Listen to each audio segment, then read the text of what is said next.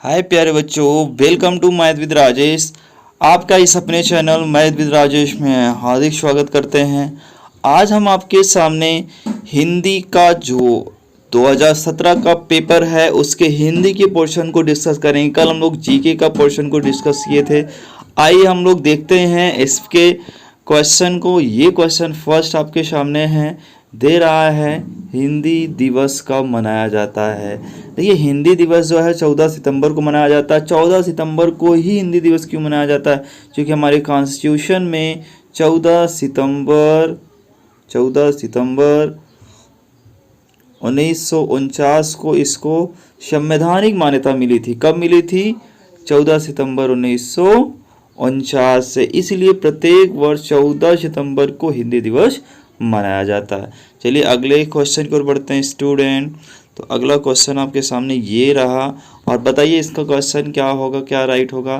तो पहला क्वेश्चन इसमें दिया, दूसरा क्वेश्चन दिया है अ ई उ री ए तथा ओ कौन से स्वर हैं। ध्यान रखना है, ये आपका अगर इतना ही आता तो ये हर्ष स्वर हो जाता, अगर यही दोनों आते तो आपके क्या हो जाते? दीर्घ स्वर हो जाते। लेकिन यहाँ दीर्घ स्वर हर्ष स्वर दोनों मिला दिया है, इसलिए ना तो दीर्घ होगा, ना तो हर्ष होगा, ना प्लुत होगा, तो आपका विषम स्वर हो जाएगा।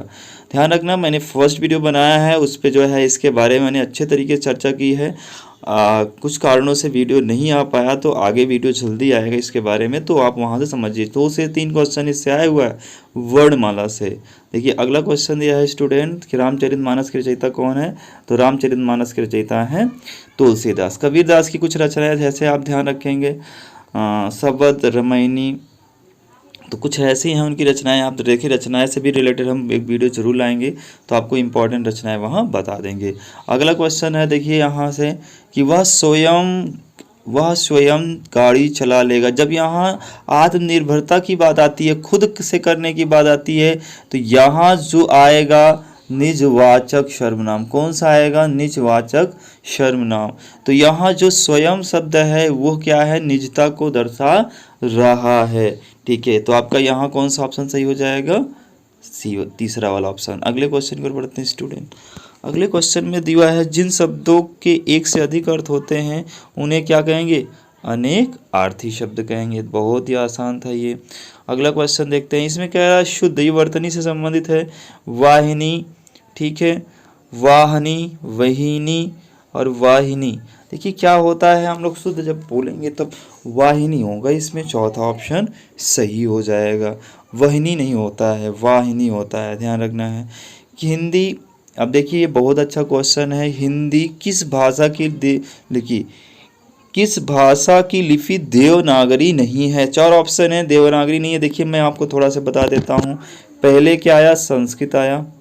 पहले कौन सी भाषा आई? संस्कृत आई, ठीक। फिर क्या आई? इसके बाद क्या आई? पाली भाषा आई। पाली को अपनाने वाले गौतम बुद्ध थे। फिर क्या आई? प्राकृत आई। उसके बाद कौन सी भाषा आई? ठीक है, उसके बाद कौन सी भाषा आई? अपभ्रंश आई। अपभ्रंश आई, अपभ्रंश, फिर आके हिंदी आई। तो ये इनका क्रम है। मैं इसकी चर्चा कर सकता हूँ थोड़ा से, मैंने एक वीडियो इससे बनाया शायद, हाँ एक वीडियो बना हुआ, जाकर आप ज़रूर देखें, वो प्लेलिस्ट में आपको मिल जाएगा। तो पहले संस्कृत भाषा आई, फिर इसका विकास हुआ तो संस्कृत का टोटा रूप आया तो पाली आया। पाली से क्या आई? प्रकृत आई। प्रकृत से क्या हुआ? प्रभ्रंश आया। प्रभ्रंश से क्या हुआ? हिंदी आया।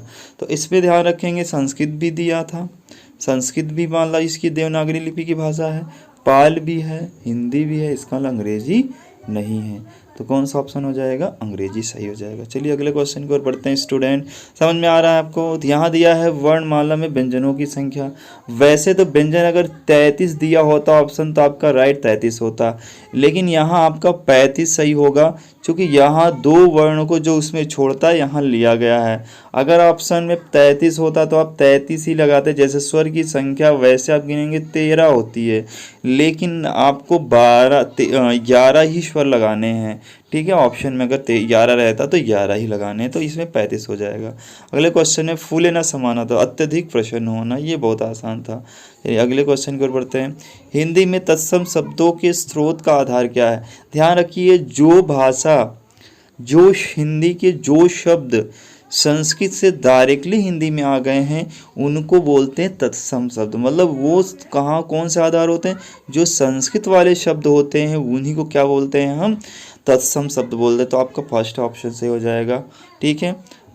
और तत्सम का क्या होता है? संस्कृत का बिगड़े रूप को तद्भव कहते हैं। प्रेमचंद की कहानी, तो प्रेमचंद की जो कहानी है दो बैलों की कथा, तो इनमें जो है बैलों का क्या नाम है? तो हीरा और मोती था। ये अच्छी कहानी है, पढ़ लीजिएगा। अब यहाँ दिया है उथला का विलोम है। देखिए उथला का विलोम क्या होता है? उथला मतलब ऊपर, ऊंचाई, तो उथला का क्या हो जाएगा? गहरा हो जाएगा विलोम। तो अगले क्वेश्चन की ओर बढ़ते हैं। स्टूडेंट यहाँ देखिए क्या दिया है?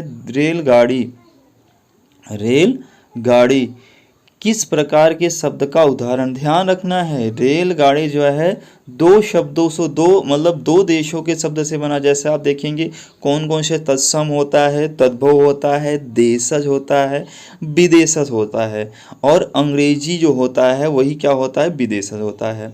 तो ध्यान रखेंगे इसमें जो है रेलगाड़ी दो शब्दों से मिला है, रेल धन गाड़ी।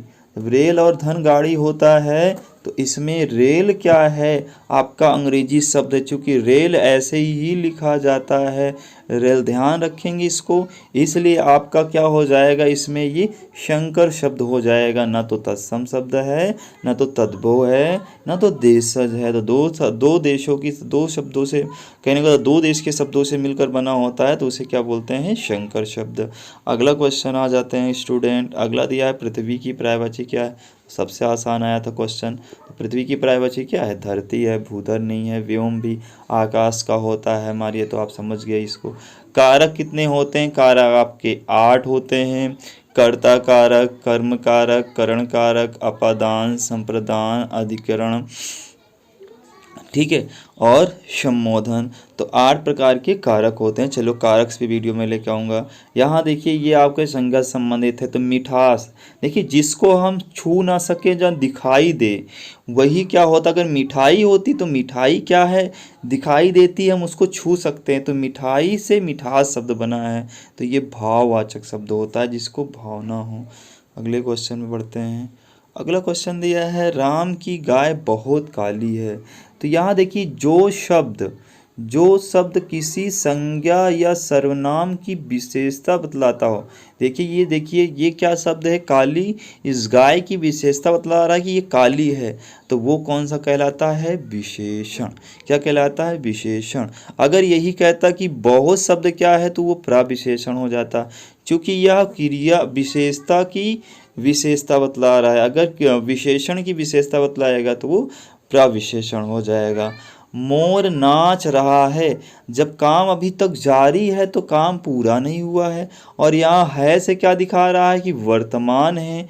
क्या है? वर्तमान है से समझ में आ रहा है। तो ये काम अभी पूरा नहीं हुआ है। फिर भी यहाँ अगर आता इसके देखिए आप ध्यान रखेंगे इसमें अपूर्ण वर्तमान काल है, लेकिन यहाँ से वर्तमान भूत भविष्य दिया है, इसलिए ये वर्तमान ही लग जाएगा। आसानी से आप इसको कर लिए। अगले क्वेश्चन की ओर बोलते हैं, जिसको प्रेजेंट कंटिन्यूअस बोलते हैं। ये देखिए एक शब्द आया है चंद्र बिंदु।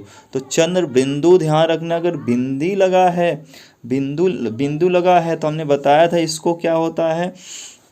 ये आपका इसमें बिंदी लगा है, और ये आपका तत्सम शब्द होता है। लेकिन इसी को तत्सम शब्द होता है, तद्भव बनाने के लिए इसे बिंदी लगा दो, चंद्र बिंदी हो जाता है, ये तद्भव शब्द बन जाता है। इसको क्या बोलते हैं? अनुनासिक शब्द बोलते हैं। क्या बोलते हैं? अनुनासिक शब्द बोलते हैं। ध्यान रखना है इसको, अनुनासिक शब्द है। अगले क्वेश्चन की ओर बढ़ते हैं। इसको हम लेकर भी क्वेश्चन आएंगे।